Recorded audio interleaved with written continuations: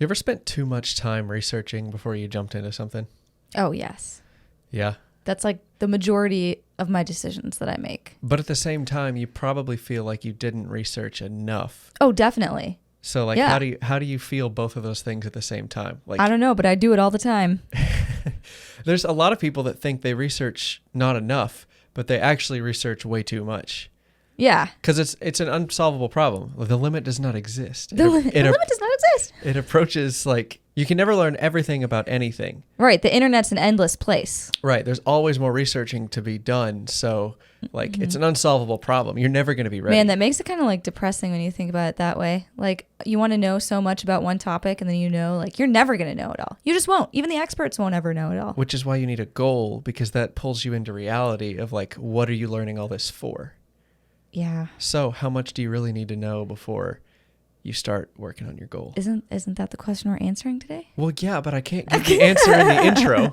Then we have nothing to talk about. Roll the intro. Welcome to the Let's Quit podcast. Quitting is not always a bad thing. If you have the right mindset, quitting can be the most powerful tool you have on your journey to success. It's certainly been helpful for us. Whether it's flying through hurricanes, building our businesses, or just trying to get to bed on time, we're always trying to level up and improve our lives. This is the show where we share the lessons, experiences, and friends that have helped us live this incredible life. So let's quit the bad and grow the good together.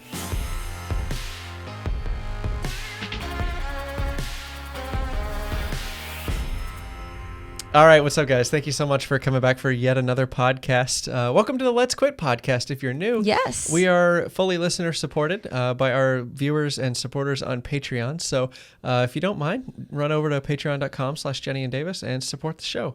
Find the tier that fits you best, and yeah, we greatly appreciate it. We would also love if you left us a review on your podcasting app of choice. 5 stars is obviously the preferred review. Yeah. That's our favorite review. But seriously, like leaving us a review and letting us know what you think is really meaningful to us. I love reading those. Also, if you reviews. have questions or you want to be on the show, send a voice memo to letsquitpodcast@gmail.com. And yeah, we got that email set up so we can have dialogue there. So if you got a question or you want to share something on the show, send us a voice memo from your phone, and it's as easy as that. We would love to hear from you. Yeah. So that being said, story time. What are we doing? What have we done this week? So this week, we jumped back into it like really fast. So in the previous podcast, we were talking about how we were just in Reno for 2 weeks flying atmospheric river missions. And don't worry, we explained what an atmospheric river was in the last podcast. So go check it out if you're confused. But we just got back. We won't talk science at you this week. Yes, we try to limit how nerdy we get with you guys on the show because I don't know. One of these action steps today is pretty nerdy. Yeah. Oh my gosh. Yes, it is. I mean, yes, this show's not scripted. I don't know what you're talking about. Okay. And everybody knows it's slightly scripted. Anyways, so we got back from 2 weeks in Reno, and so we had so much stuff to catch up on. So we were finishing up some orders, and we just delivered a desk that we have been building for a while. And we haven't delivered anything for kind of a while. Like our last delivery, I think, was when we were doing our business in North Dakota. Yeah, that's what we said in the video this week. Yeah. So it was nice to like jump back into that. We kind of got back into like how we pack everything in the car, our delivery kit that we take with us. Our poor delivery kit was completely in shambles. Oh so it was this random like tool bag that we had gotten from like, I don't know, some like promotional. I think it was when we signed up for our Home Depot card. Anyway, we didn't put any of this in the video. It's coming in its own video, but like we have this little kit of like tools and stuff that we take with us on deliveries. Because sometimes you scuff the wall, you bang it into something, like you forgot, like it's embarrassing, but you see part of the piece that like didn't get finish on it. So like you want to be able to fix those things right there on the spot. So we have this little like tool kit of things that will help us out during deliveries. Anyway, we went to go look through that, and it was just like everything was missing. There was a ton of stuff in there that we had never used for deliveries. So we completely repacked it. Anyway, that'll be a video coming up soon. But it was just, we filmed the whole thing. It was just too much to fit in this week's video. Yes. So it'll be coming in a later video, but it was really, really good for us to finally do another delivery after so long, because now we can get that process figured out and ironed out. Because thank goodness it wasn't like some massive delivery that we were doing and then completely forgot to bring our delivery kit. So It was good to learn it all and get the reps back in on this desk. And so we delivered it to some of our friends who had bought it, and they're still working from home. and are probably working from home for the foreseeable future. I think that's what they said. Yeah. So knowing that, we're like, oh man, I'm glad we got this desk built and pictures like up on our website and Instagram and portfolios and all that kind of stuff, because it's probably still a really good time to sell people work from home desks, because it sounds like people are not really going back to work anytime soon. Well, one of the things that's come out of like the whole like COVID thing is a prediction that people are making that some jobs are never going to go back to the office. Yeah. They've realized that they can get business done without making people travel. And of course, I would imagine that, you know, especially Texas, as business centric as it is, they might get some tax break if you never let your employees come back and they can just continue to work from home, you know, to, you know, offset carbon emissions or like, I don't know, some sort of program. I just see no resistance in some sort of law being passed that gives some sort of tax break to people that allow their employees to continue working from home indefinitely. Right, because if the state can get something out of it too, like... Well, plus you can pay your employees less. If that's a perk that the employee wants, they can negotiate that as part of the salary. So, I don't know. It'll be really interesting the next 5-10 years to see like what COVID has changed permanently. Yeah, like what jobs just become a work from home job. Everybody just knows this specific position, you work from home. Yeah. So, and there's gonna be a whole industry on like distraction. So like we just got back from playing in the backyard with a dog, but like if we didn't have a dog, pet ownership is way up from COVID. But like if we didn't have a dog, we'd be bored as heck like during the week, because we work from home, and until we get a commercial space, like it's pretty rough. Like it's really hard to separate your work from your personal life. Because you were literally working in your personal space, so you have to like dedicate certain rooms literally to only working. 10 steps that way is our bedroom. So like it's a whole different feeling. I mean, we would have done this COVID or no COVID, but I think there's gonna be a whole industry of like break room type amenities that you like. For a long time, like the extra bedroom in the house became a home office. I think that's going to become even more of a standard. And I think you might even sacrifice another room as the break room or the fun room. I don't know. I'm just... Right, to make it feel more like industrial office-y, like commercial space-y or almost. Even just to separate, like just give you another place to go that's still like you're at work, but that's not home. It's not invading your home. It's not invading your home's like personal space. Yeah, no, I get that. I don't know. We'll see. Yeah, we'll see. Guesses. And that makes us even more eager to keep designing desks and like really pushing those in the form of work from home desk. Like I don't know how many times I've written on Instagram or on the website or in a blog post or whatever where I specifically call it a work from home desk. It's not just a desk, it's a work from home desk, because then that triggers something in people's brains like, oh my gosh, you're right. Like I do work from home. I do need a good desk. I deserve a good desk. So anyways, that whole experience was a lot of fun. And then bringing it into their home was extra fun because we got to like stage it and make it look all nice. And I love doing that. That's like my favorite part. If I could just stage rooms all day, every day for a week straight, I would love it. You'd be bored in a few months. Oh yeah, a few months. But like, man, I got a few months out of that. Are you kidding? Yeah, I guess that's true. Yeah, so we did that. We also did our first live stream. Jenny closed a huge sale for us this week, which I guess we can unpack that too. One of our coworkers from the Air Force, we thought he just wanted a coffee table, but Jenny started digging deep into it, and turns out he wanted way more than just a coffee table. We sold him pretty much a whole like living room set that all is coordinated and looks the same. And so we just decided we've been teasing the idea just between Jenny and I, like we want to get on Twitch. We want to start streaming. That's some other, like that's the next thing for us to do, because oh my gosh, is there, not that this is the reason we're doing it, but oh my gosh, is there a better community and more money in streaming than there is YouTube? Yeah. I've just been watching a couple of streamers in the last month or two, and they make stupid money on like Twitch, because people are just donating constantly. Like every 30 seconds, somebody's donating $5-10. And you're right. The community is really good too. Like if you ever watch some of the chats that pop up in these Twitch streams, like, oh, they're great. It's different. I don't know what it is. Maybe because they're like personally involved in the process of making the content, they're happier about it. But like YouTube, you post a video and people either they sit on the throne of what they like and don't like and tell you if they thought it was good or they thought it was bad. But part of Twitch is like the chat is part of the content. And right. So if you're not good in the chat or you're not asking good questions, so there's like, then it's not going to be a good feed. Right. There's an incentive for the chat to help the content creator create a better video. Yep. by adding instead of, thumbs downing everything. So Yeah. I don't know. We're just like making shots in the dark at why Twitch seems to be a friendlier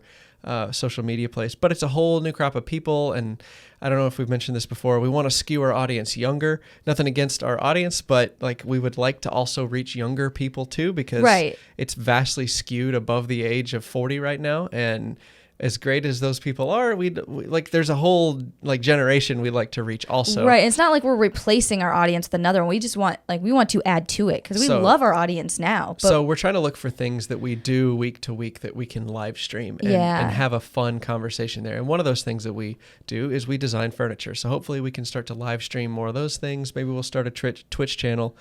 Who knows? It's just plans. But we did our first live stream on YouTube this week.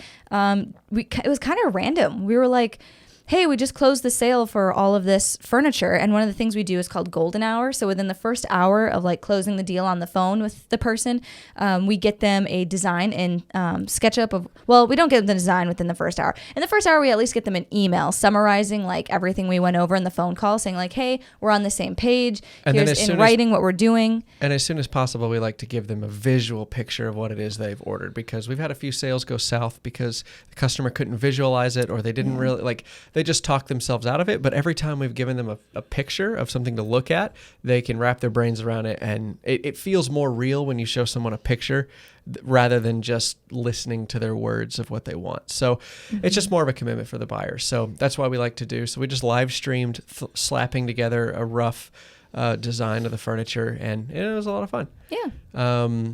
We also, I don't know if you guys noticed, but like last podcast was very rushed and slapped together. We're trying to like speed up our production process to like streamline it more, but we came back from Reno and like recorded that podcast the very next day. Yeah. We took a day off. We gave ourselves a chance to catch up on sleep and everything, but we tried to get back in the groove as fast as possible, because in the spirit of today's like title topic, we're trying to start even if we don't feel like we're ready. Yes. We're trying to lean on our processes and systems instead of our emotional state of how whether or not we feel good or not. So we just jumped right in, pulled a video out of thin air, pulled a podcast out of thin air. And it went super well. It went smoothly. Like nothing was frustrating. We weren't getting too upset. We weren't, like dreading doing it that day. It was actually a lot of fun.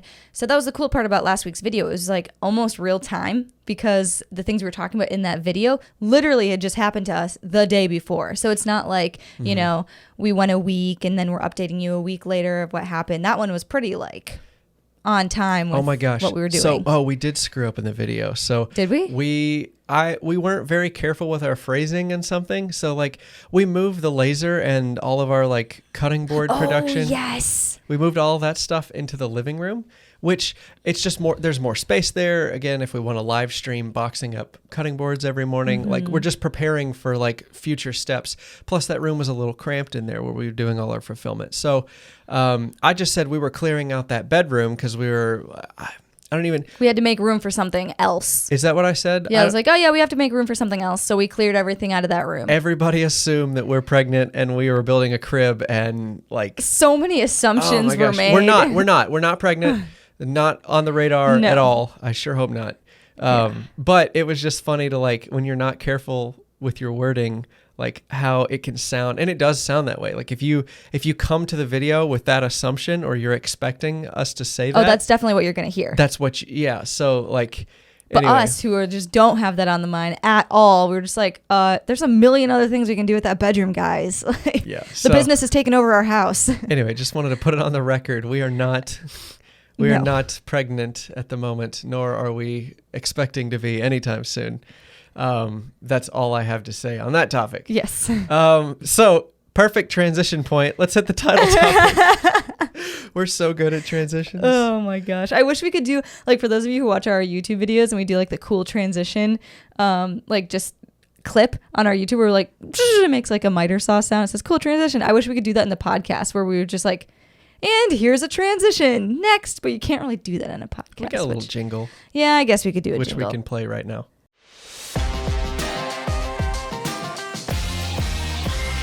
All right, after that beautiful transition, why don't you hit him with the quote today, Jenny? Yes, so today's quote is, It's better to go 100 miles an hour in the wrong direction than cautiously in the right direction. And that's by Tom Bilyeu. By who? Tom Bilyeu. He also has a podcast. And he does, oh my gosh, he does a lot of self-help stuff. Impact Theory, that's his biggest. Yeah, he does a lot of creation. interviews of celebrities and stuff. But what you probably know him for, at the checkout counter, they got all those like candy bars and stuff like that. Well, if you've ever seen a bar that says Quest Nutrition, like a protein bar or something like that, that was his company. So he built that, started in his kitchen making these protein bars, and he sold it off, and he's now using the money to do all these interviews and stuff like that. So really big in the self-help world, but yeah. Also big in like the health and nutrition world, if you're into any of that. Yeah. So anyway, that's where the quote comes from. And basically it's pretty much at face value the point we're trying to get across. So by the title of this episode is Quit Waiting Until You're Ready. It just means to get moving faster. You're never going to feel like you're ready. And if you do keep waiting and researching and trying to, sharpen your blade instead of, cutting the tomatoes in this weird analogy.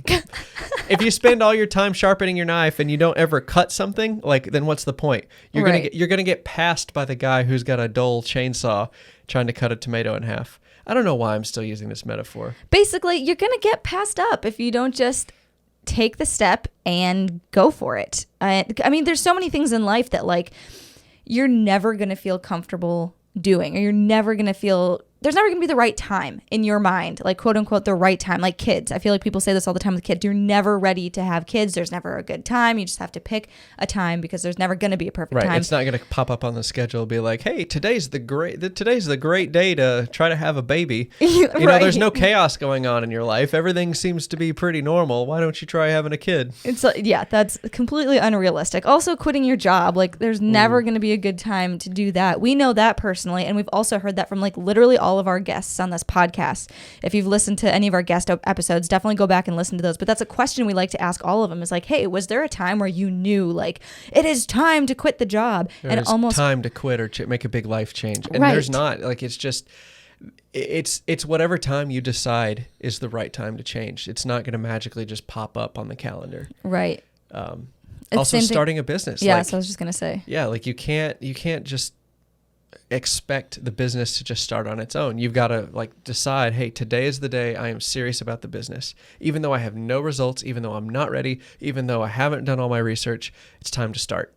Because the quote says, it's better to go 100 miles an hour in the wrong direction than cautiously in the right. I love that quote for another reason. So if you grew up going to church or whatever, you probably heard of the story of Jonah and the whale. Jonah God told Jonah to go to one town. He didn't want to do it. So he went the opposite direction, turned around, did a complete 180 and went the opposite way, got swallowed by a whale and spit up on the beach 3 days later. Yeah. So the one of the many morals of that story is a course correct. If he had not done anything, the whale couldn't have swallowed him and spit him out where he was supposed to be. So even if you're running in the wrong direction, it's much, much easier to course correct than it is. You can't do anything if you're standing still. If you're not making any movement, if you're not taking any sort of action towards your goals, that's crippling. If you're going the wrong way, at least you can course correct. And it's much you're easier learning to what the opposite is. It's much easier to turn a car around if it's already rolling than it is to turn it around, if it's at a standstill. Right. So just to abuse that analogy even more, you can't be useful if you're standing still. And standing still is researching. It's waiting on information to come to you. It's expecting other people. It's waiting on others. You can't do that. You've just got to start moving. So, and then the other side of that is you're going to get passed by those who aren't bogged down in the research. That's the other side of that. If you are waiting for, the right time, or you're waiting a stock market or whatever, you're going to get passed up by the people that are just doing the slow and steady day trade or slow and steady investment strategy. If you're waiting on the perfect time to cash in on a day trade to make millions, you're going to get passed up. And I feel this has definitely happened to us before with YouTube videos. Over the past 3 years, we've had several ideas for a YouTube video or a concept or a new idea we wanted to try out. And we're no, let's think about it a bit longer. I don't think we've quite figured out exactly how we want to execute. And then we literally go on YouTube the next 2 days and somebody else has made the same video that we wanted to make. Just because we did not execute even though we didn't have all the information. Not that we can't do a similar video, but it's, like it loses that punch. Like right. It kind of takes the wind out of your sails when you hesitate on something and then somebody else took your also idea. has your cool idea. So, yep. So another example of when we like just forced ourselves to start even though we didn't have all the information was this live stream we just did. Yeah. So Jenny and I have been talking like loosely for maybe a month about like wanting to live stream, or just the idea, like literally it didn't go any further than, oh, I'd love to live stream one day. I wish we could find some way that we could live stream. Well, what I normally do, which is what I did with this podcast, is I spent a couple of months researching and getting all the right equipment and researching software and trying to come up with an editing workflow before we ever hit record on the podcast.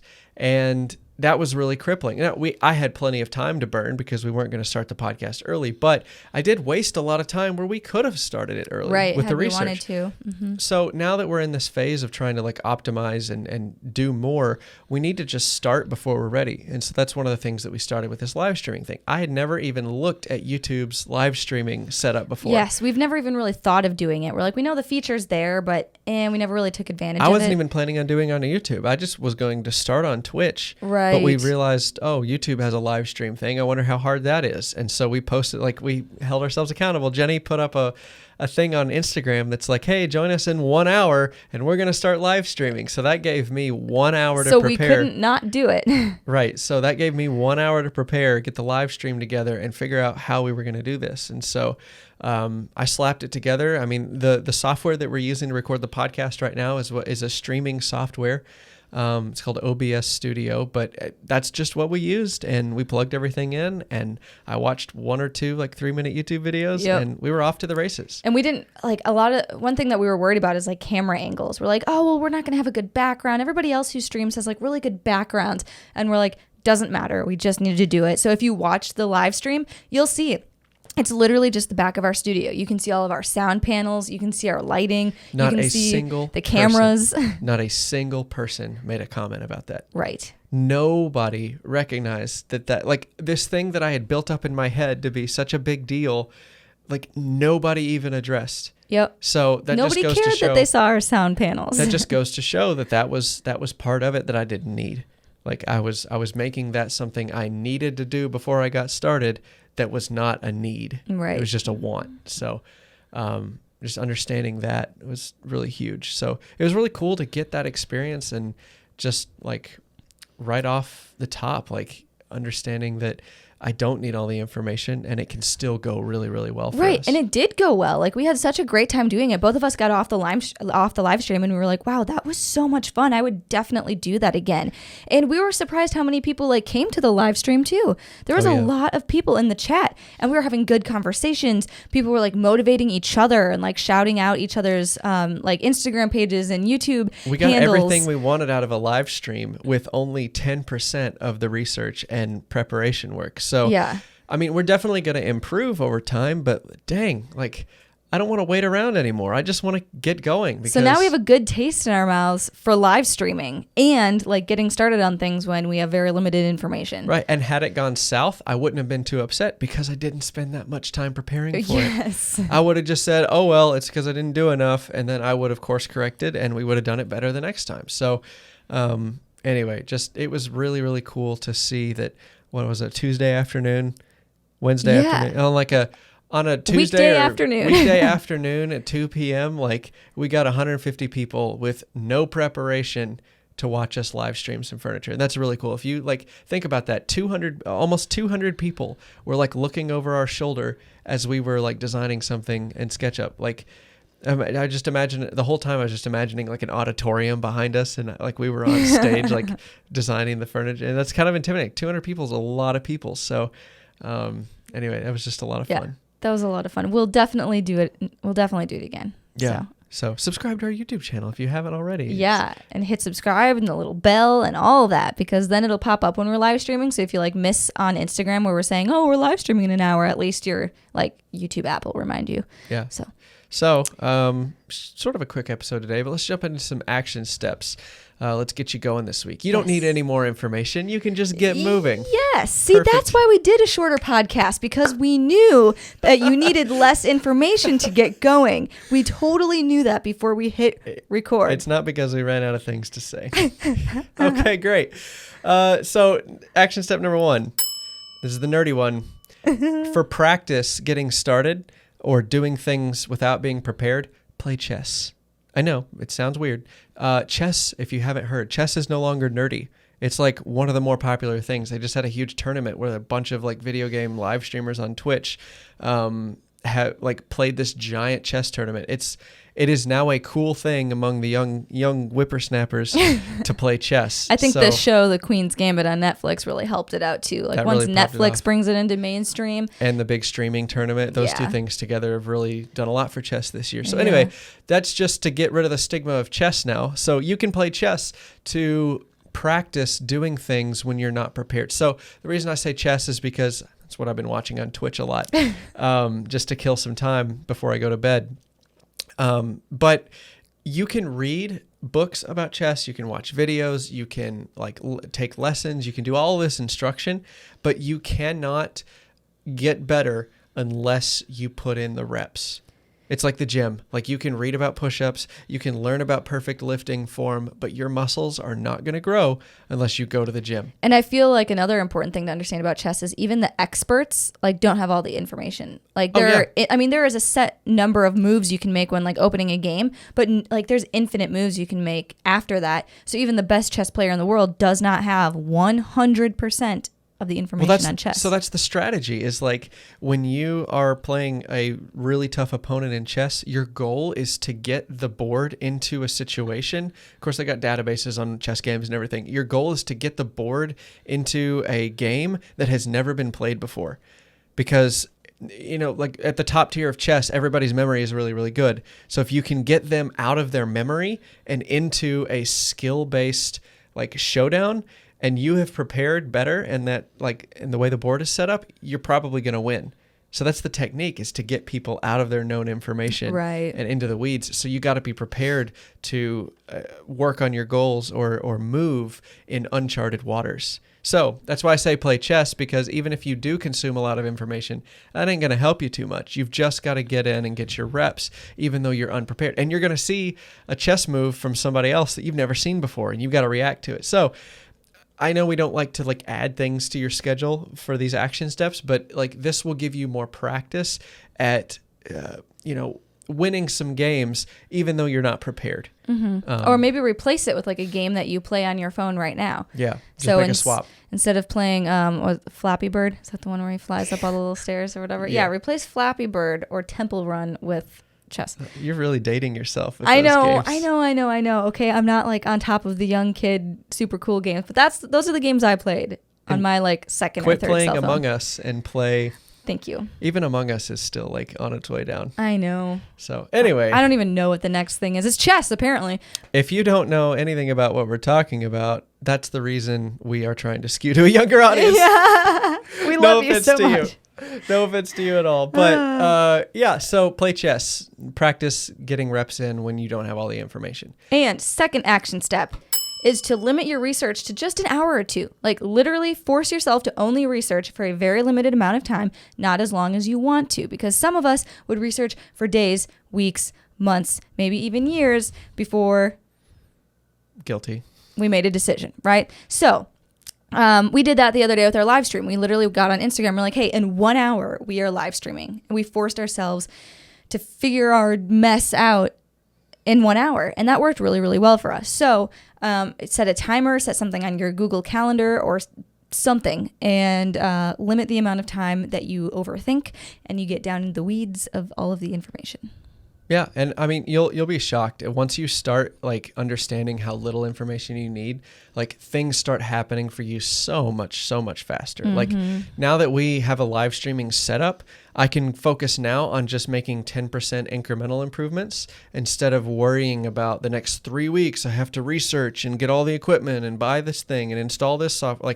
No, I don't need to do any of that. I've just saved myself 3 weeks of work, and now I can just go to the chip away game of just trying to increase it by 10% every time, which is what we do with our website. Like, right. You can sit down and build a website in one weekend and like melt your brain, or you can just start with a template and then make it 10% better every time you spend an hour on it. So again, the whole chip away game.